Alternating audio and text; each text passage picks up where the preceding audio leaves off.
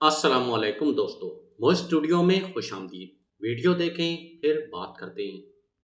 اللہ رب العزت اپنی مخلوق سے بے حد محبت فرماتے ہیں اور ان کی رہنمائی کے لیے ہمیشہ مدد فرماتے ہیں۔ یہ مدد مختلف طریقوں اور نشانیوں کے ذریعے ظاہر ہوتی ہے۔ بعض اوقات انسان کو اس مدد کا فوراً ادرک نہیں ہوتا، لیکن جب وہ غور کرتا ہے تو اسے اللہ کی مہربانی کے واضح اشارے ملتے ہیں۔ ایک مشکل کے باوجود دل کا مطمئن رہنا۔ جب کوئی مومن مشکل وقت سے گزرتا ہے لیکن اس کا دل بے چینی کی بجائے سکون محسوس کرتا ہے تو یہ اللہ کی مدد کی ایک بڑی نشانی ہے۔ اللہ تعالیٰ فرماتے ہیں، بے شک اللہ کے ذکر سے دلوں کو اطمینان نصیب ہوتا ہے۔ دو، مشکل حالات میں غیر متوقع مدد کا آنا۔ کبھی ایسا ہوتا ہے کہ انسان کسی بڑی پریشانی میں گرفتار ہوتا ہے اور بظاہر کوئی راستہ نظر نہیں آتا، لیکن اچانک کہیں سے مدد آ جاتی ہے۔ یہ دراصل اللہ کی رحمت کا مظہر ہوتا ہے۔ جیسے حضرت مریم علیہ السلام کو کھجور اور پانی عطا فرمایا گیا جب وہ تنہا تھی۔ تین، نیک لوگوں کی صحبت نصیب ہونا۔ جب اللہ کسی بندے کی مدد کرنا چاہتے ہیں تو اسے اچھے اور نیک لوگوں کی صحبت عطا فرما دیتے ہیں جو اس کی رہنمائی کرتے ہیں اور اسے دین اور دنیا میں بہتری کی طرف لے جاتے ہیں۔ چار، مصیبت کے بعد آسانی آنا۔ اللہ تعالیٰ آزمائش کے بعد راحت اور آسانی عطا کرتے ہیں۔ قرآن پاک میں فرمایا گیا، پس بے شک ہر مشکل کے ساتھ آسانی ہے، بے شک ہر مشکل کے ساتھ آسانی ہے۔ پانچ، دعا کی قبولیت کے اشارے۔ بعض اوقات ہم کسی چیز کے لیے دعا کرتے ہیں اور ہمیں اس کا فوری نتیجہ نظر نہیں آتا، لیکن پھر اچانک کوئی ایسا موقع آتا ہے جس سے ہماری دعا قبول ہوتی محسوس ہوتی ہے۔ یہ بھی اللہ کی مدد کی ایک بڑی نشانی ہے کہ وہ بندے کی فریاد سنتا ہے اور بہترین وقت پر اسے عطا فرماتا ہے۔ رسول اللہ صلی اللہ علیہ وآلہ وسلم نے ارشاد فرمایا، جس نے اللہ پر بھروسہ کیا اللہ اس کے لیے کافی ہے۔ یہ حدیث ہمیں سکھاتی ہے کہ اگر ہم اپنے معاملات کو مکمل طور پر اللہ کے سپرد کر دیں اور اس پر بھروسہ رکھیں تو وہ ہماری ہر مشکل کو آسان کر دے گا اور ہمیں وہ سب کچھ عطا کرے گا جو ہمارے حق میں بہتر ہوگا۔ اللہ کی مدد ہمیشہ ہمارے ساتھ ہوتی ہے، لیکن ہمیں اپنے ایمان کو مضبوط رکھنا چاہیے اور مشکلات میں صبر اور دعا کو اپنا ہتھیار بنانا چاہیے۔ اللہ تعالیٰ اپنے نیک اور صالح بندوں کو کبھی تنہا نہیں چھوڑتا۔ جب ہم اس کی مدد کی نشانیوں کو پہچاننا سیکھ لیں گے تو ہمارا ایمان مزید مضبوط ہو جائے گا اور ہمیں ہر حال میں اللہ کی رحمت پر بھروسہ رہے گا۔ جی تو دوستو، امید ہے آپ کو یہاں تک ویڈیو پسند آئی ہوگی۔ اب ہم ایک واقعے کے بارے میں ذکر کریں گے جو حضرت لوط علیہ السلام کے بارے میں ہے کہ ان کی قوم کیسی تھی اور کس عذاب میں مبتلا ہو گئی۔ ویڈیو پوری دیکھیں اور شاید آپ اس سے نصیحت بھی حاصل کر سکیں۔ اللہ حافظ۔ صدیوں پہلے ایک سرسبز و شاداب وادی میں ایک خوبصورت شہر آباد تھا جس کا نام سدوم تھا۔ یہ شہر اپنی زرخیزی، خوبصورتی اور خوشحالی کی وجہ سے دور دور تک مشہور تھا۔ اس شہر کے لوگ مال و دولت میں خوشحال تھے۔ ان کے پاس کھانے پینے کی کوئی کمی نہ تھی، مگر ان کے دل سخت اور برائیاں بے حد بڑھ چکی تھی۔ وہ ظلم، بے حیائی اور بدکاری میں اس قدر آگے بڑھ چکے تھے کہ انہوں نے قدرت کے بنائے ہوئے اصولوں کو یکسر بھلا دیا تھا۔ حضرت لوط علیہ السلام کی دعوت۔ اللہ تعالیٰ نے اپنی رحمت سے ان کی ہدایت کے لیے حضرت لوط علیہ السلام کو نبی بنا کر بھیجا۔ حضرت لوط علیہ السلام حضرت ابراہیم علیہ السلام کے بھتیجے تھے اور انہوں نے اپنے چچا کے ساتھ ہجرت کی تھی۔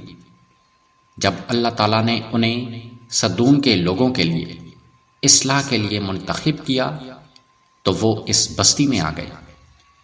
حضرت لوط علیہ السلام نے ان لوگوں کو اللہ کی وحدانیت کی طرف بلایا، انہیں برے کاموں سے روکا اور سمجھایا کہ اگر وہ اپنی حرکات سے باز نہ آئے تو اللہ کا عذاب ان پر آ سکتا ہے۔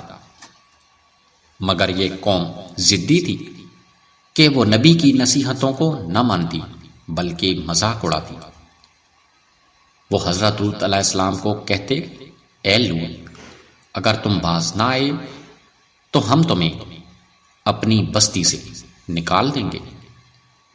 یہ لوگ خاص طور پر ایک گناہ میں مشغول تھے جو دنیا کی کسی قوم میں پہلے نہ تھا۔ وہ مردوں کے ساتھ بدفعلی کرتے اور اس برائی کر فخر بھی کرتے تھے۔ حضرت لوط علیہ السلام نے انہیں سمجھایا کہ یہ فطرت کے خلاف ہے اور اللہ کی نافرمانی ہے، مگر وہ اپنی سرکشی میں بڑھتے گئے۔ فرشتوں کی آمد۔ جب ان کی نافرمانی حد سے بڑھ گئی تو اللہ نے حضرت جبرائیل علیہ السلام اور چند دوسرے فرشتوں کو انسانی شکل میں زمین پر بھیجا۔ وہ سب سے پہلے حضرت ابراہیم علیہ السلام کے پاس گئے اور انہیں بیٹے کی خوشخبری دی، پھر کہا، ہم سدوم کی طرف جا رہے ہیں تاکہ وہاں کے ظالموں کو ہلاک کر دیں۔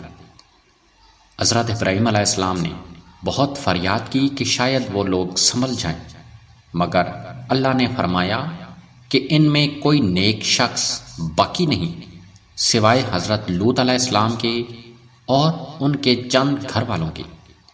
سدوم میں فرشتوں کی آزمائش۔ فرشتے حسین نوجوانوں کی شکل میں حضرت لوط علیہ السلام کے گھر پہنچے۔ حضرت لوط علیہ السلام بہت پریشان ہو گئے کیونکہ وہ جانتے تھے کہ ان کی قوم کیسی ہے۔ وہ مہمانوں کو بچانے کے لیے فکر مند تھے، مگر جلدی شہر کے بدکار لوگ اکٹھے ہو گئے اور دروازے پر آ کر کہنے لگے، اے لوط، تمہارے پاس جو نوجوان آئے ہیں انہیں ہمارے حوالے کر دو۔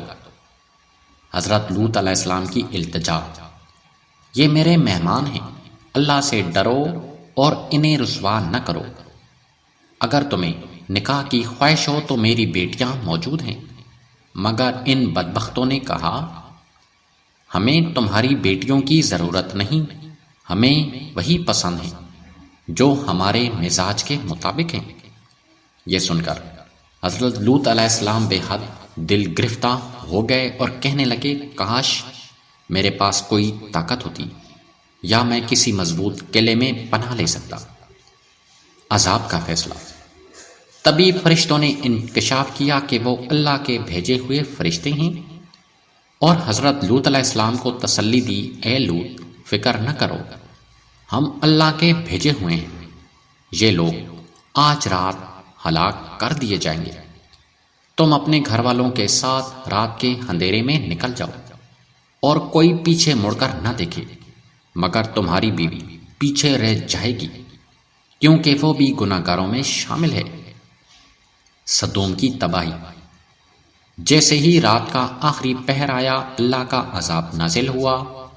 حضرت جبرائیل علیہ السلام نے اپنے پر زمین کو الٹا دیا، پوری بستی کو آسمان کی بلندی تک اٹھا کر دھڑام سے نیچے گرا دیا، پھر ان پر پگھلتے ہوئے پتھروں کی بارش ہوئی۔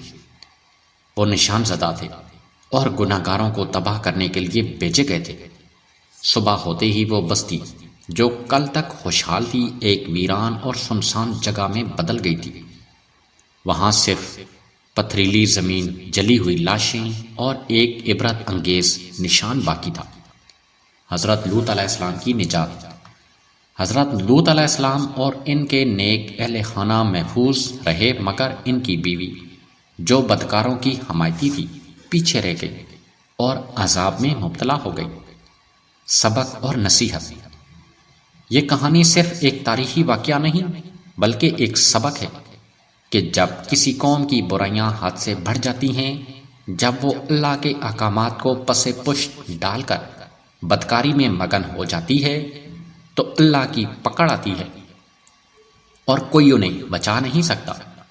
آج بھی بحر مردار اسی تباہ شدہ قوم کی واقعات میں شمار کیا جاتا ہے، جہاں زندگی کا کوئی نام و نشان نہیں۔ اللہ ہمیں ان غلطیوں سے بچنے کی توفیق دے اور ہمیں نیک راہ پر چلائے، آمین۔